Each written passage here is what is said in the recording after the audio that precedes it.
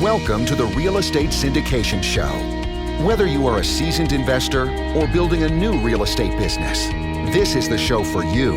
Whitney Sewell talks to top experts in the business. Our goal is to help you master real estate syndication. And now your host, Whitney Sewell. This is your daily real estate syndication show. I'm your host, Whitney Sewell.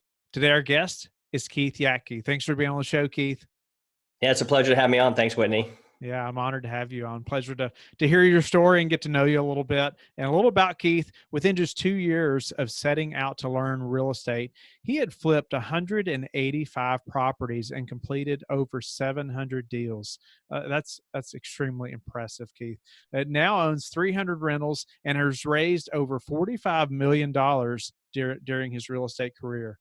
So Keith, thank you again for being on the show. Tell us a little more about who you are, maybe where you're located, and let's get into these techniques that you use to be able to raise that much capital. Yeah, you bet, man. Again, honored to be here. And I'm located in Southern California, right near the beach, so I can surf all the time. And but I spend some time here and in Vegas. I'm back and forth. And the truth of the matter is, man, it's just I knew there was one thing, and that no matter what you did in real estate, whether it's flipping property or buying long-term holds and whatever those vehicles look like, they all needed gas. And the gas in this game is cash, private money to be able to do the deals. So I heard a guy say a long time ago, yes, it takes money to make money, but it doesn't have to be yours. And that set me down the journey to be like, I'm going to become great at raising private money so I can do more deals and enjoy my life. I like that. It does take money to make a deal happen, but it doesn't have to be your money. Yeah. And I've never heard that before. The gas in the game is the private money or is the capital. No doubt about it. Your deal's not going to happen without it. So I'd love to hear some techniques and ways that, you've used that maybe are a little different than we've heard before. Because I know you have some different techniques that are unique, and I'd love to just share that with the listeners. Yeah, a lot of the strategies that I use to raise private money, whether it's with a perfect stranger or with somebody that I'm already familiar with, I always try and, first of all, have the right psychology. And I hear this a lot because I talk with people that are, learning to raise private money every day or wanting to learn how to raise it or wanting to take their game to the next level. And they kind of have the mentality of, I'm going to go ask this person for money. Which, if you have that frame set, that mindset, that frame you're working from, nobody wants to ask anybody for money. I don't even want to ask my best friend for money. I'd rather go eat chicken bones in a gutter than ask my best friend for money, right? So the reason why I think a lot of people get scared of raising private money is they have that mindset of they're asking people to borrow money as if they're almost begging, as opposed to the mindset of saying, listen, I'm giving you an amazing opportunity. What a different thing of asking for something as opposed to, hey, I'm giving you an opportunity. So I think, whatever tactic or technique or anything we use, I always like to just start it right from the very get-go and say, hey, listen, you got to show up with the right mindset. And that is, I'm giving somebody an opportunity to invest in a deal that's going to help and benefit them. So that's one thing. A second thing, and we can talk a little bit where to find them, but I think a lot of times, whether it's, I encourage people, go down the courthouse steps. Because there's people there that love what you love, real estate, and they have what you need, money. So I'm not saying you're necessarily going to do a deal with all of them or with any of them, but that's a great place to go where they already believe in your gospel, so to speak. You know what I mean? They believe in the religion of real estate. So you're not trying to convert them into something they don't know. Another technique I really like and I encourage people to use is, listen, every private mortgage or any cash deal is all recorded in your local county area. Go look those people up and go contact them. They're already doing what you want to do. In fact, I teach a lot of people how to do this. And I had one guy in New Jersey. He goes, Keith, I stopped at 50. I found 50 people. I reached out to them. A couple of them got back to him. And one of the guys was like, listen, I'm a bail bondsman. I'm sitting on a lot of cash in my bank account. It's not making me any money in there. And I need somebody to put it on the street and I'll lend it to you at 7%. So this guy went from doing a deal every 3 months to doing 2 to 3 deals a month because he's now backed by a war chest of cash, right? So a lot of different strategies, but I think what a lot of people are nervous to say, okay, Keith, I found him. Well, what the heck do I say, right? Yeah, I Or wanted to ask you about like how, because I hear it often, it's changing the mindset, like the first point that you made. We're not asking for money, but we are providing them an opportunity. But maybe you could elaborate on how you frame that conversation. So we've changed the mindset. We know we're going to provide them a great opportunity, but what does that look like when you actually get to the point where you're fixing to talk about this? Okay, so there's two different people. One who actually knows real estate and understands the game, and then there's maybe that closer circle of people that might be watching you saying, "Hey, what are you doing? I saw your new car. I saw you quit your job. You seem to be doing fine. You're not broke now. What happened?" So let's talk. Let's talk about the familiar with you, but not with real estate, and then we can talk about the not familiar with you, but familiar with real estate. So I always just say this, if I'm at a family function, a barbecue, a reunion, anywhere where I know these people, and they say, "Keith, what are you up to?" And I just say, "Hey, I'm making double-digit returns in my real estate investments. If you ever want to jump in on with me, let me know." And so what I'm doing is I'm saying, "Hey, I'm making great returns. If you're interested, let me know." What I'm doing is I'm giving them an out. And most people, when they talk to somebody, they don't give them an out. And like, I don't know if you ever have this family member, but maybe, they're trying to sell like a special potion. They're trying to sell Pampered Chef. They're trying to sell a prepaid legal card. And they want to talk to every family member every time they get together, and they're going to hard sell you. And we just want to run from those people, and we don't want to be those people. So we're afraid to talk about what we're doing because we don't want to be those people. So I found that line, I'm making double-digit returns in my real estate investing. If you're interested in making some money with me, let me know. They can say, "Yeah, not interested. How about them Dodgers?" And it's like no harm, no foul. You know what I mean? And then if they do say, "I'm interested," I tell people this: your temptation is going to be to vomit everything you know on them to sound smart in their eyes. But the truth of the matter is only two things can happen if you try and vomit all over them. Number one, they're going to be like, "Wow, that's way more complicated than I thought. Never mind." Or B, they're going to be like, "Wow, that's easier than I thought. I don't need you." Neither of those responses actually raise you private money. So that's how I approach the familiar with you, but not with real estate. Does all that make sense? Did you want to ask any questions about that? Yes, it does. And so I wonder, so it's kind of like the common or talk that we all do. Like you meet somebody and they say, "Well, what do you do?" or "How's it going?" And so right then you lead in with, "I'm getting double-digit returns." Yeah. Oh, Okay. and another thing, Whitney, just to clarify, I've got to imagine a bunch of new people are listening to this that haven't invested at all. What I say to a new person, should say is, "Hey, I'm looking to make double-digit returns in my real estate investing deals. If you're interested, let me know." Then that way what happens is you're saying, "This is what I'm looking to do." And I always just say, "You know what, when I get a deal comes across my desk, I'll put it in front of you and I can show you how we can make some money together." That way you don't have to bring it up and get into the nuts and bolts, because you're not going to close them right there at the family picnic anyway. So just, "Hey, when I get a deal, I'll show you exactly how we can make some money together." Cool. They might ask some questions, keep it high level, and then just push to have a private meeting where, enchiladas aren't being thrown around and piñatas are being smashed, etc. No doubt about it. No doubt. Yeah. So high level, pique their interest. Don't spit out too much information to make it overly complicated or push them away. Right. Yeah. Don't vomit on them, as you said. All right. Yeah. So now how about the other people? Okay. So if I find somebody who's actually an investor, they know the game. I always say if you go in there and you say, "Hey, this is what I'm doing. This is what I'm offering. This is how I've got it. Are you interested?" You're going to lose more times than you win. And the reason for this is because you're casting everything in concrete, and there's no wiggle room. So, what I like to say is, "Hey, tell me what you're investing in now. What rate are you getting? What are you doing?" Because here's the thing. If I go, "Hey, listen, I'm offering 8%. And they go, "Oh, that's a bummer because I'm getting 12%. As you and I both know, when you're raising private money, especially for, apartments, long-term deals, there's a couple different levers. There's the upfront lever of how much am I going to give you while the money's being deployed. There's the second lever of, if we do a cash out refi in the next 18, 24, or 36 months, how much of that are you going to get? That's a lever you can pull. And then, do I keep you in the deal after our cash is all out ongoing? So if you're a little more expensive up front, I can get you lower on the back end. and vice versa. So all the knobs can be twisted, right? So with that being, or levers can be pulled. So I just say, what are you doing right now? If they go, well, I'm getting 12%, I can immediately think, well, what deals could I do that I don't mind paying 12% up front? And so that's how you can be way more, open and keep the dialogue going than just being like, this is what I offer. If you don't, take it or leave it, unless you've got so much money raised, at which, I have some of my buddies where I try and invest with them because I have cash that I invest with them.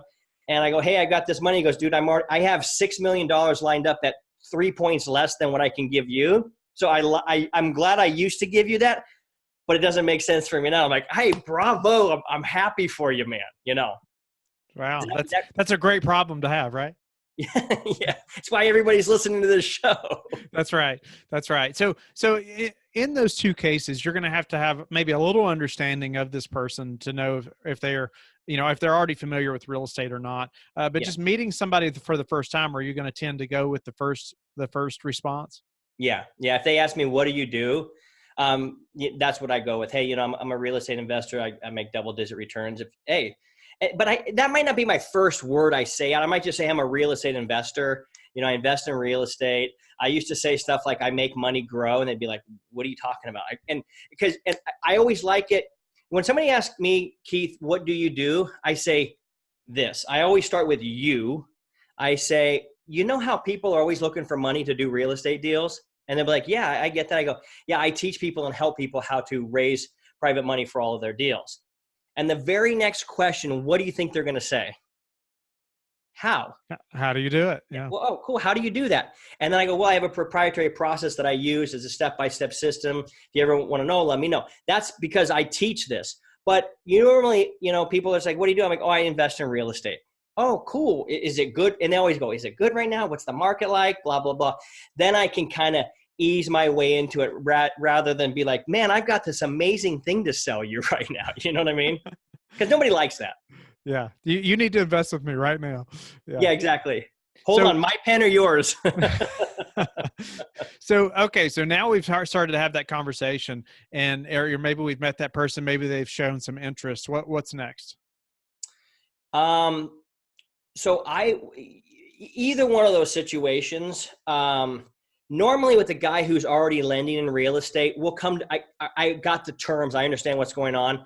So with both of them, really, I would say, hey, I put together, a prospectus. I call it an investor packet. Somebody might call it a pro forma. There's a lot of different words for this, but basically, the deal. And I'll shoot it out to many, many people and be like, hey, I just want to let you know you're one of many people that's looking at this that could potentially fund it. Let me know if you're interested. And the reason why I send it out to a lot of people is because, as you know, the greatest words you can ever tell a private lender, somebody who wants to do a deal with you, is, you know what, that one's been funded, but I'll bring the next one to you. You're going to have to be a little quicker. Like, those are the best words you could ever say, right? And like so scarcity mindset. Yeah. And you truly are funded. So that's why I don't send it to one person and wait. So I just send them an investor packet and say, hey, if you want to talk about this, hey, have a look at this and then let's chat later. And then the way I put my investor packet together, it's very simple. It states the deal and it answers the 3 questions every private lender wants to know. They only want to know these 3 questions at first. And then maybe they'll have some subsequent questions. But the 3 questions is, how much do you need? How much am I going to make? And how long is it going to take? Right? That's it. That's what they want to know. So if I can answer that very succinctly, my investor packets are like 5 to 7, 8 pages long. I don't write a big, doctoral thesis. I just, hey, this is what it is. I show some pictures, what we can do. Here's some projections. Here's why it's going to work. If you're interested, I'm shooting for that verbal. And then we can, once I got the verbal hook, and then we can dive in and I let them know the dates, hey, here's when we've got to have earnest money and here's when we've got to close by and those types of things. So that's what I do next. Okay. So now you've built that relationship. They want to invest. You've sent them your packet. Yes. So now maybe they've invested. How do you follow up with them? What after maybe the deal's closed, what does your relationship look like? Okay, we've actually closed the deal. Mm-hmm. Okay, well, I tell them don't bug me. No, I'm just kidding. In part, don't bug me. But more realistically, before we close the deal, I'll set the expectation for how often we'll communicate. And I believe in being, I don't believe in over communicating. I believe in being a consistent communicator. And so if I say, hey, listen, I'm going to let you know every other week the progress. I'm going to send you some progress photos. You know, if it's maybe it's a renovation and that type of thing, which is really pretty much all I do. So that way I can force the appreciation, value add, et cetera. I'll let them know, hey, I'll give them a progress report every 2 weeks. Some of them only want it once a month. And I always like to make them feel like they're a part of it without being a part of it. And that's worked really well for me. So how do you make them feel like they're a part of it? Can you elaborate on that a little more? Yeah. I'll send them pictures. Usually I have their text, or I'll usually do it via email. I'll be like, hey, I wanted to give you an update picture. You know, all the cabinets are going in, moving right along. We're on schedule. You know, just very simple. Because if you're not hearing anything to a private investor, because I am a private lender as well, and if I'm not hearing anything, I'm just wondering, like, is it going well? And it's just that little fog of doubt, and I don't like that, and I don't want them to have that either. So just a very simple update. And I usually raise a little bit more money than I need, because if I don't like to come back and go, hey, I need more. It's just a weird, listen, they could invest $1 million, but I got to come back for 30,000 in the scope of it. $30,000 isn't much money, but it just feels so freaking awkward to ask them for it. So I try and overfund it and do it that way. Well, that's a great point. But I wanted to back up just a little bit. You had mentioned like setting the expectation up front. I thought that's a very good point, and I wanted you to elaborate on that. Anything else any other expectations that you try to make certain that you make them aware of ahead of time? Timelines, and I overshoot those. I try and be really conservative. Oftentimes when people are just getting in this game, they're thinking that an investor wants to hear something that's better than a very conservative, realistic expectation. And the truth is they're not. They just want, what's the truth? You know, I can say this project's going to take 6 months, and if I get done in 5, they're thrilled. But if I say, hey, it's going to take 4 months and it gets done in 5, they're like, what the hell, right? So it's just, you know, I'm 40 years old. I got a lot of gray in my hair. I've done, you know, lots and lots of deals in this game for the last 12 years. And I've just come to realize, just be more conservative. Stuff just takes a little bit longer than you anticipate. And that's okay. It's normal. You don't have to be He-Man and ruin your family or break your back trying to meet a deadline that was never very realistic anyway. So how do you stand out amongst, you know, the others that are trying to raise capital from the same investors? To be very honest with you, dude, I don't really go to a lot of the places that other investors are per se. I find them locally to that area. And so, you know, like I don't know that I have a lot of quote unquote competition. Can I say this, Whitney, to anybody listening to this? Our mind, I don't think quite understands how much private money is out there. And so we think that there's just a little bit of this. In fact, I had a guy say the other day, he goes, I don't think there's any private lenders in my area. And I just said, oh, so there's no real estate where you live? Like, are you in a teepee out in the desert? And he goes, no, there's houses and apartments everywhere. I go, then there's a lot of private money in that area. So when you look them up locally, or you go do some of the other places that I you know, share with where to meet these guys, there's just so many. But I can tell you how you can stand out in the long run after you get to know them. And that is by literally just doing what you say, and, you know, not BSing them, not hyping it up, not, I had early on in my career, I had an investor. I go, man, this is a phenomenal deal. This guy was the richest guy I knew growing up. He says, Keith, lose that word from your vocabulary. I go, what do you mean? He goes, phenomenal makes me think you're trying to sell me something. You're hyping it. And he goes, I know you're enthusiastic. You are an outgoing, extroverted dude. He goes, you don't have to use that word with me. So do what you say, don't use hypey words, and then your reputation will speak for itself. It would be my answer to that. So how do you answer, because I get this question all the time as well, as somebody that's never done this before, and they have no experience, let's say in real estate, but they're trying to raise capital, trying to find that private money for that first deal. Where do they start? Okay. I'm going to give you the Cliff Notes version because I know we only have a couple more minutes left. But the things that I believe a private money lender is really looking for is, are you credible? Are you confident and certain that you can make this happen? And is your content correct? Meaning, are your numbers actually believable? If you tell me that the after repair value or what it's going to be appraised for when we're done is this, prove it to me. So the very first thing to become credible is this. Go find deals just like the ones you want to do that have been done in the last 30, 60, or 90 days. Reach out to the realtor or broker that made that happen. Get a before picture, an after picture, a purchase price, a renovation price, and what it's appraised for, or if you're flipping property, what it's sold for, and how much profit. Get close on what you think the profit's going to be there, and put 3 of those or 4 of those together. That's called your credibility package. And why that's credible, you're not saying you did the deals. You're saying these are deals that have been done in our backyard very, very recently. And, oh, by the way, the broker, realtor that made the acquisition and the disposition or the management and rental, that realtor is ready to go to work for us right now. That contractor that did the renovation, they're ready to go work for us right now. How that makes you credible is you said, here's a project from A to Z that's been done. Here was the major players that made it happen. They're ready to go work for me. I know the numbers. I know the players. I know the operation. And when it's all said and done, their credibility gets passed on to me that I know how this thing works. And that's what they want to know. Can you really make this happen? That's the best way you can become credible, which is the biggest key for anybody to give you private money. Love it.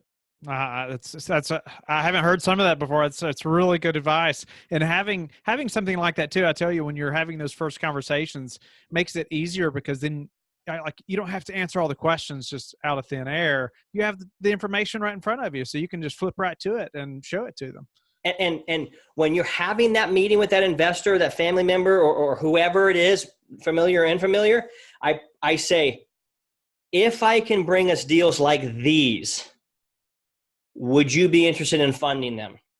And the reason I ask that is because now I get the verbal yes. I would. If you bring me that, Keith, if you bring me that, Whitney, yes, I'm highly interested. Now I know who to send my deal to. If I have 10 conversations like that, I know I've got 10 people that could fund this deal. Dude, you're off to the races. All right, Keith, a few questions before we have to go, before we run out of time. So how are you preparing for this potential downturn that everybody's talking about? Dare I say, with a big smile or rubbing my hands together. I bought a lot of rentals back in the crash in 2009, 10, 11. I mean, that's where I picked up almost all of my rentals. And I would love for everything to go back on sale so I can go scoop up a bunch more. If I'm being 100% honest. Mm-hmm. So what's a way that you've recently improved your business that we could apply to ours? Systems and protocol, really setting up systems so that everything works, even if less moving parts for me to bung up. And then secondly, I'm more vocal about what I do so people know about it. They know what I do. And when people know about what you do, they tell others about what you do, and you have more opportunity because now people know what you do. What's the best way you've let people know, more people would know what you do? Interestingly enough, just posting on Facebook, posting on Instagram, and just saying, hey, here's what I'm up to. Here's what I'm doing. Sending an email to my list. I have a sizable list because of the business that I'm in of educating and training people how to do this. I can say, if anybody has deals, bring them to me. And it's amazing the type of deals that people, and I just believe in this religion of real estate, and I let people know I believe it. And I call it that because it's just what I eat, sleep, and breathe. What's your best advice for caring for an investor so they want to come back to the next deal? Something maybe we haven't mentioned.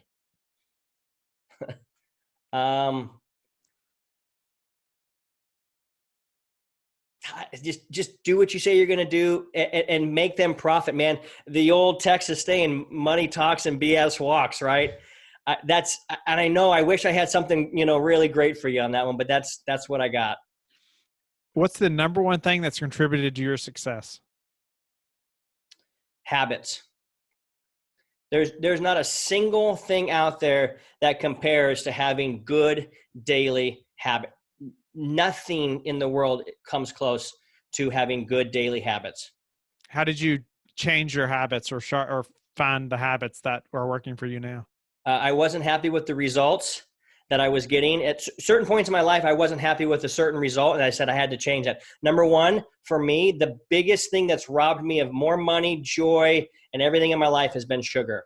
That has robbed me because for me, in my brain, it makes me lose my confidence. It makes me feel like I can't do anything. So when I eat sugar or a day of sugar, it just absolutely ruins me. So the habits I've kind of collected, I've just researched what are the habits that every other successful person has, and I started adopting them into my life. What can you name another one? So the good habits are drinking lots of water, getting lots of sleep, treating my business, because, as entrepreneurs, we don't have a schedule. I actually treat my business like I have to show up for a job. And interestingly enough, I know we're on camera. This is the hammer I used to be a carpenter with. I had to show up at 6 a.m. If I was late, I had to park in the wrong lot. So this is either on there. This is with me all the time. This is the hammer. And I just go, dude, you're a carpenter. Get in there and build something every single day. So I don't miss, or if I do miss, I feel guilty. I get sweaty 30 minutes a day because I'm a hyped up kind of dude. I got to release. So for me, that's surfing and or working out with my wife and friends. And how do you like to give back? I donate to my favorite charity, which is called American Dream U. It's helping soldiers transition from that life back to civilian life. And the other thing that I do, and another really big habit, is I read 10 to 20 pages of a book every single day. It expands my mind. That's a great habit as well. Keith, You've been a great guest. Unfortunately, we're out of time. I appreciate your time so much and sharing with the listeners. Tell them how they can get in touch with you. You can just follow me, Keith Yackey, at Instagram, or you can go to privatemoneypro.com, and follow me there, or just go to keithyackey.com. Any one of those will work. Will you put those in the show notes? I will. Okay, perfect. Yep, that's how they can follow me. Thanks for having me on, man. It's been such a pleasure. Thank you for listening to the Real Estate Syndication Show, brought to you by Life Bridge Capital. Life Bridge Capital works with investors nationwide to invest in real estate, while also donating 50% of its profits to assist parents who are committing to adoption. Life Bridge Capital, making a difference, one investor and one child at a time.